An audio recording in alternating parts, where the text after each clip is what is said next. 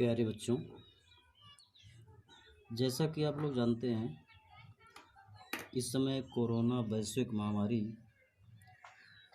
हमारे पूरे देश में तथा पूरे विश्व में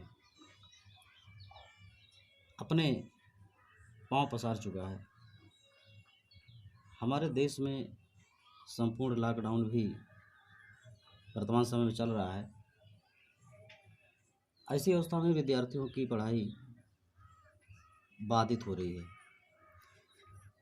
माध्यमिक शिक्षा परिषद ने ऑनलाइन कक्षाओं के संचालन हेतु हम सभी शिक्षकों को,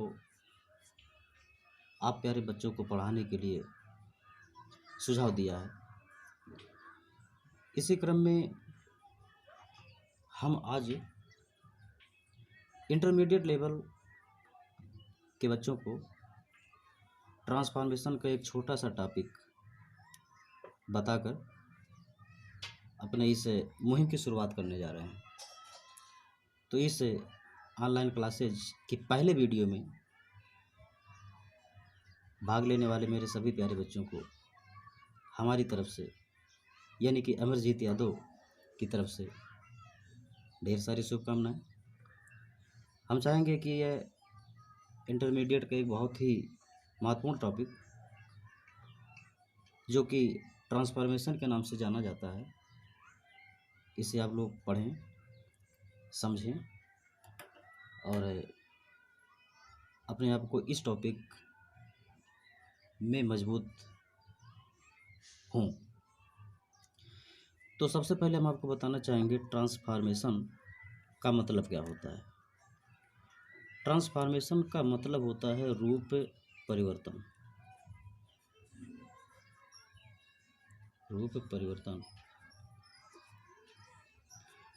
आपको हम स्पष्ट करना चाहेंगे कि हाई स्कूल लेवल पर आपको जो भी रूप परिवर्तन या चेंजेज ऑफ सेंटेंस पढ़ाए गए थे, उस रूप परिवर्तन से यह टॉपिक बहुत डिफरेंट है।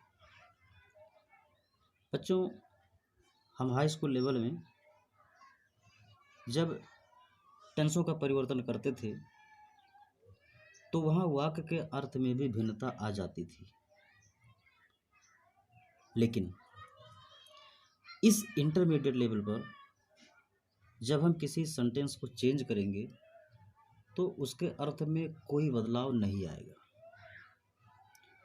एग्जाम्पल के रूप में हम आपको हाई स्कूल का एक प्रश्न देते हैं। आपसे पूछा जाता था, ही प्लेज क्रिकेट। अब इसको अगर आपको नेगेटिव बनाना होता था तो आप लोग करते क्या थे, ये प्रेजेंट इंडेफिनिट टेंस है, तो ऐसी अवस्था में ही के साथ हम हेल्पिंग वर्ब डज का प्रयोग करते हुए नॉट लगाकर प्ले का मूल रूप लिख देते थे, तो यह वाक्य नेगेटिव हो जाता था। अब यहाँ देखने वाली बात है कि आपके दिए गए क्वेश्चन का जो अर्थ था वह क्रिकेट खेलता है, लेकिन आपका जो नेगेटिव बना, यानी आपका जो आंसर बना, उसका अर्थ हो रहा है कि वह क्रिकेट नहीं खेलता है। यानी साफ साफ जाहिर है कि वाक्यों के अर्थ में पूरी तरह से परिवर्तन हो जा रहा है। लेकिन इंटरमीडिएट लेवल में जो हम ट्रांसफॉर्मेशन पढ़ेंगे उसमें वाक्य तो बदलेंगे ही, लेकिन उनके अर्थ में कोई बदलाव नहीं आएगा।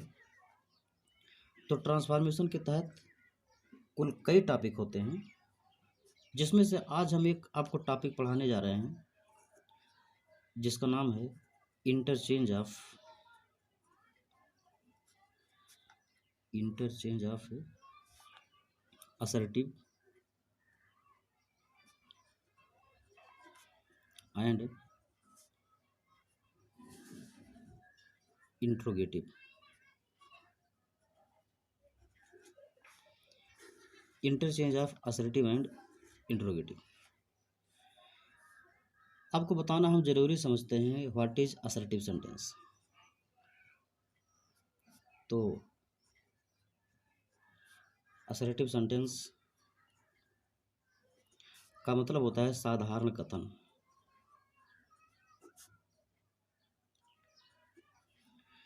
साधारण कथन से आपको यह जानना चाहिए कि साधारण कथन स्वीकारात्मक भी होता है और नकारात्मक भी होता है, अर्थात इसमें दोनों प्रकार के सेंटेंस शामिल होते हैं। स्वीकारात्मक, जिसको हम अफर्मेटिव के नाम से जानते हैं, और नकारात्मक, जिसको हम नेगेटिव के नाम से जानते हैं। यानी साधारण वाक्य, असर्टिव सेंटेंस, ऐसा सेंटेंस जिसमें हाँ भी पाया जाता है, जिसमें नहीं भी पाया जाता है, तो ऐसे वाक्यों को साधारण कथन कहते हैं। इस साधारण कथन को हम कैसे इंट्रोगेटिव सेंटेंस में बदलेंगे, और वो भी बिना किसी अर्थ परिवर्तन के, यही आज का टॉपिक है। तो प्यारे बच्चों, हम आपको बताना चाहेंगे असर्टिव सेंटेंस के दो भाग, जैसा कि आप जान ही चुके हैं। पहला है अफर्मेटिव और दूसरा पार्ट है नेगेटिव। अब उसी प्रकार इंट्रोगेटिव सेंटेंस भी दो प्रकार का होता है। ध्यान देना है, इंट्रोगेटिव सेंटेंस भी दो प्रकार का होता है। एक केवल इंट्रोगेटिव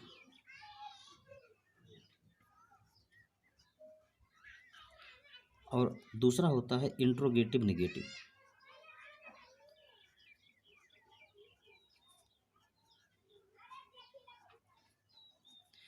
अगर यह चारों प्रकार के वाक्यों का स्ट्रक्चर हम समझ लें, तो हम असर्टिव सेंटेंस को इंट्रोगेटिव में बड़े आराम से बदल लेंगे, और भी बिना किसी परेशानी के।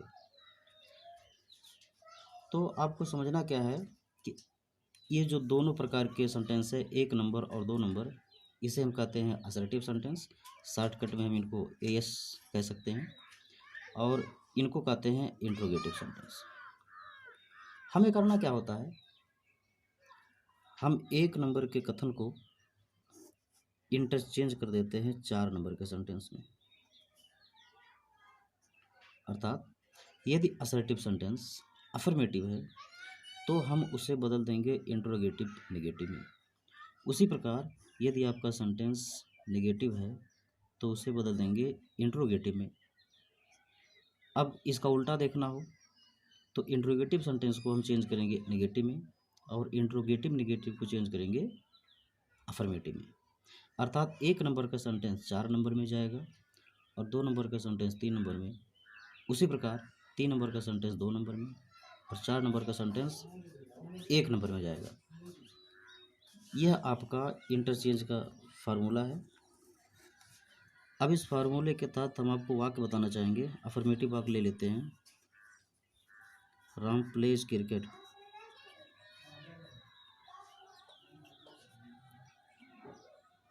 नंबर 2 है Ram does not play cricket.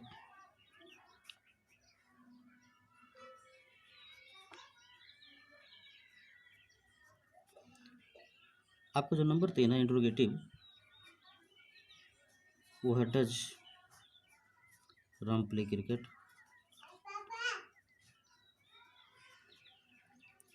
Does Ram play cricket. Number 4 sentence है, इसमें इंट्रोगेटिव के साथ साथ नॉट भी आना चाहिए। अर्थात हम कह सकते हैं does Ram not play cricket. तो यह चारों प्रकार के सेंटेंसों का हमने एक एक एग्जाम्पल आपको बता दिया। अब हम आपको एक चीज़ और बताना चाहेंगे, जो सबसे टेढ़ा काम होता है, वो ये होता है अगर किसी असर्टिव सेंटेंस में एवरीबॉडी या एवरीवन का प्रयोग होता है, तो उसको जब इंट्रोगेटिव में चेंज करते हैं, तो हम हु प्लस नॉट का प्रयोग करते हैं। ध्यान दें, यदि असर्टिव सेंटेंस में एवरीबॉडी या एवरीवन का प्रयोग हो, तो हु प्लस नॉट का प्रयोग होगा। अब ये नॉट जो लगेगा वो आपके एक हेल्पिंग वर्ब के साथ लगेगा, ऐसा नहीं कि क्यों नॉट लगा देंगे। अब उसी प्रकार यदि आपके असर्टिव सेंटेंस में नोबडी या नन का प्रयोग है, तो आपके इंट्रोगेटिव में हो का प्रयोग होता है। इस फार्मूले को आपको ध्यान में रखना होगा, यह चारों पॉइंट और यह दोनों पॉइंट। अगर इतना आप समझ गए हैं तो आपको असर्टिव सेंटेंस को इंट्रोगेटिव में बदलने में कहीं कोई परेशानी नहीं होगी। हम एग्जाम्पल देखते हैं। अगर लिखा है Ram was a great king, Ram was a great king, तो इस सूत्र से अगर देखा जाए तो यह 1 नंबर का सेंटेंस हुआ, क्योंकि यह अफर्मेटिव है। हमको इसे इंट्रोगेटिव में बदलना है, तो इंट्रोगेटिव में बदलने के लिए आपको अभी बताया गया कि 1 नंबर के सेंटेंस को 4 नंबर में ले जाना है। इसको जब 4 नंबर में हमें ले जाना होगा तो वाज को कर्ता से पहले लाना होगा और उसके साथ नाट भी लगाना होगा। अर्थात इसका जो आंसर बनेगा वो इस प्रकार बनेगा, was Ram not a great king. ध्यान दें, Ram was a great king, Ram एक महान राजा थे। यह आपका असर्टिव था जिसमें ये बताया गया कि राम एक बहुत महान राजा थे। अब इसका आंसर देखें, was Ram not a great king, क्या राम एक महान राजा नहीं थे? तो जब इस प्रकार का प्रश्न पूछा जाएगा क्या राम एक महान राजा नहीं थे, तो इसका जवाब हमेशा स्वीकारात्मक आएगा। अर्थात हमें कह सकते हैं कि दोनों वाक्यों के अर्थ में कोई भी परिवर्तन नहीं है, लेकिन दोनों वाक्यों का स्ट्रक्चर पूरी तरह से बदल गया। पहला वाक्य जो असर्टिव था वह इंट्रोगेटिव हो गया है, लेकिन इसके अर्थ में किसी भी प्रकार का कोई बदलाव नहीं आया है। अगला एग्जाम्पल लेते हैं। She did not help me, she did not help me, हमें इसे इंट्रोगेटिव में बदलना है। She did not help me, अगर इस फार्मूले से देखा जाए तो यह आपका 2 नंबर का सेंटेंस होगा और इस 2 नंबर के सेंटेंस को हमें 3 नंबर में लाना है, अर्थात इसको इंट्रोगेटिव में लाना है। ध्यान ये रहे कि इंट्रोगेटिव ही रहे, इसमें नॉट का प्रयोग नहीं होना चाहिए। तो इस वाक्य को इंट्रोगेटिव बनाने के लिए आपको हाई स्कूल लेवल पर पढ़ाया गया होगा, आप लोग जानते होंगे। इस सहायक क्रिया को अगर हम पहले कर दें तो यह अपने आप इंट्रोगेटिव हो जाएगा। तो हो जाएगा डिड सी हेल्प मी, प्रश्नवाचक चिन्ह।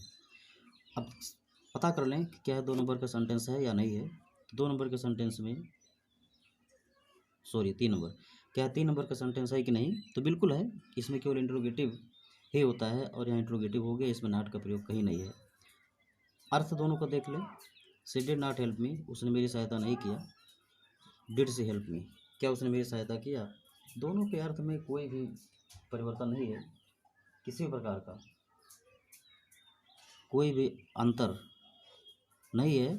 इस प्रकार हम इसे इंट्रोगेटिव में बदल दिए, वो भी बिना किसी अर्थ परिवर्तन के। अब इसका थोड़ा सा उल्टा देखते हैं। हम इंट्रोगेटिव सेंटेंस को असर्टिव बदलेंगे।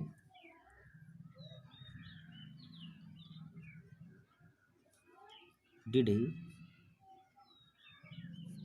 Like you, did he like you, तो अगर इस सूत्र से देखा जाए तो एकदम स्पष्ट रूप से दिखाई दे रहा है कि यह 3 नंबर का सेंटेंस है, डिड ही लाइक यू। हमें करना क्या होता है, इस इंट्रोगेटिव सेंटेंस को जब असर्टिव में बदलना होगा तो इस नियम से देख रहे हैं कि 3 नंबर के सेंटेंस को हमें 2 नंबर में लाना है। इसको 2 नंबर में लाने के लिए हमें कर्ता पहले लिखना होगा, अर्थात ही, और डिड लगा करके नॉट का प्रयोग करना होगा, तब नेगेटिव बनेगा। He did not like you, यह आपका असर्टिव बन गया। यह 3 नंबर का सेंटेंस था, इसको हमने बदल करके 2 नंबर में किया। अगला देखें, will you not teach me, हमें असर्टिव बनाना है। Will you not teach me, इस सूत्र से अगर देखा जाए तो यह 4 नंबर का सेंटेंस है। और इस 4 नंबर के सेंटेंस को हम बदल करके 1 नंबर में लाते हैं, तो ऐसी अवस्था में हम यू को पहले करेंगे और विल लिखेंगे, लेकिन नॉट का प्रयोग नहीं करेंगे। तो you will teach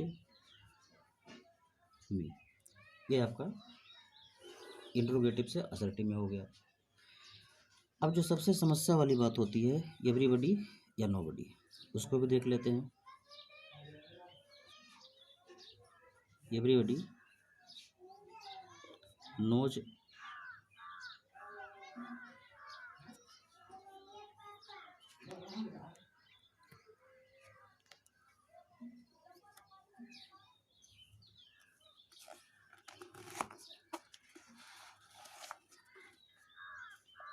everybody knows Ram. अगर देखा जाए तो यह सेंटेंस 1 नंबर में है, हमें इसको इंट्रोगेटिव में बदलना है। इसे इंट्रोगेटिव में बदलने के लिए हमें 4 नंबर में लाना होगा, और यहाँ इस सूत्र से देखें कि एवरीबडी या एवरीवन का प्रयोग होता है तो हु प्लस नॉट आना चाहिए। तो ऐसी अवस्था में एवरीबडी के स्थान पर हम हु करेंगे, और नॉट लाने के लिए यह प्रेजेंट इंडेफिनिट है, तो आपको एवरी हु के अनुसार डज का प्रयोग करके तब नॉट लगाना होगा, और नो का मूल रूप हो जाएगा who does not know Ram, ये आपका इंट्रोगेटिव हो जाएगा। उसी प्रकार none can touch the sky, हमें इसका इंट्रोगेटिव बनाना हो तो सूत्र से अगर देखा जाए तो पूरी तरह से स्पष्ट है कि यह आपका 2 नंबर का सेंटेंस है। इसे 3 नंबर में लाएंगे, और 3 नंबर में लाने के लिए नन या नोबडी होने के नाते इसमें हम हु का प्रयोग करेंगे, लेकिन नॉट नहीं लगाएंगे। तो नन के स्थान पर कर देना केवल who can touch the sky. तो जो सबसे महत्वपूर्ण देखने वाली बात है बच्चों, वो ये है कि 1 नंबर के सेंटेंस को हमें 4 नंबर में ले जाना है, 2 नंबर के सेंटेंस को 3 नंबर में ले जाना है। उसी प्रकार जब इंट्रोगेटिव से असर्टिव में चेंज करेंगे तो 4 नंबर के सेंटेंस को 1 नंबर में और 3 नंबर के सेंटेंस को 2 नंबर में ले जाना है। अगर इस फार्मूले को हम याद रखते हैं तो interchange of assertive and interrogative में कहीं आपको कोई समस्या नहीं आएगी। इंटरमीडिएट लेवल पर इसी प्रकार से प्रश्न पूछे जाते हैं। कोई ऐसे वाक्य दे दिया रहेगा did he like you, did he like you, और पूछ लेगा कि असर्टिव बनाइए, तो आपको समझना होगा कि डिड ही लाइक यू यह आपका 3 नंबर का सेंटेंस है, और हमें इसे असर्टिव बनाने के लिए इसको 2 नंबर में लाना होगा, अर्थात he did not like you. तो हमें पूरी उम्मीद है कि आप ये टॉपिक समझ गए होंगे, और चूँकि पहली बार हम ऑनलाइन पढ़ाने का प्रयास किए हैं, जो बहुत त्रुटियां होंगी उसमें सुधार किया जाएगा। धन्यवाद।